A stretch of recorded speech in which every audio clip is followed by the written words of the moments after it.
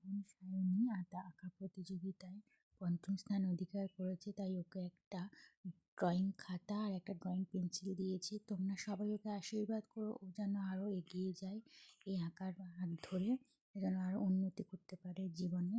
পাশে থেকেও তোমরা সবাই। আজকে এই অবধি, টাটা সবাইকে।